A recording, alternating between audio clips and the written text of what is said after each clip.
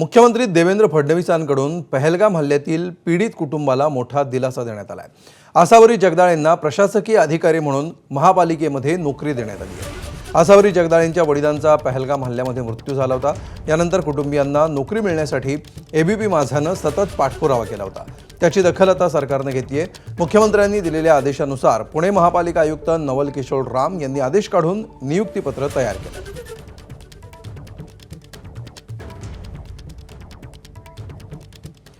तर बारामती आणि राहुरीच्या पोटनिवडणुकीसाठी काँग्रेसची चाचपणी सुरू असल्याचं चित्र आहे। बारामती पोटनिवडणुकीमध्ये राष्ट्रवादी शरद पवार पक्षानं उमेदवार दिला नाही तर काँग्रेस उमेदवार देण्याच्या तयारीत आहे।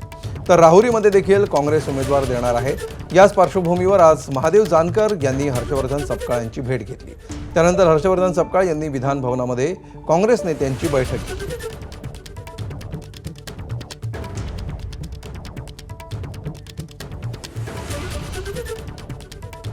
त्यामुळे या दोन्ही ठिकाणच्या पोटनिवडणुका बिनविरोध होतील अशी चर्चा या निवडणुका जाहीर होण्यापूर्वी रंगलेली होती। मात्र आता या दोन्ही ठिकाणी निवडणुका बिनविरोध होण्याची चिन्ह दिसत नाहीयेत। काँग्रेसनी राष्ट्रवादी काँग्रेस शरद पवार या पक्षाची भूमिका आधी आम्ही जाणून घेऊ आणि त्यानंतर आपली भूमिका स्पष्ट करू असं म्हटलेलं आहे।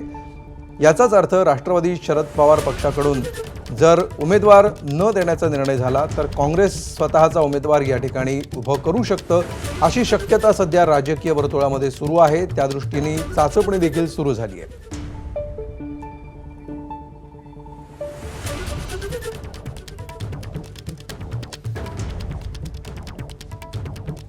महाराष्ट्रामध्ये दुर्दैवी दुःखद निधन झाल्यानंतर अनौपचारिक निवडणुका होण्याची काही परंपरा अद्यापपर्यंत नाही।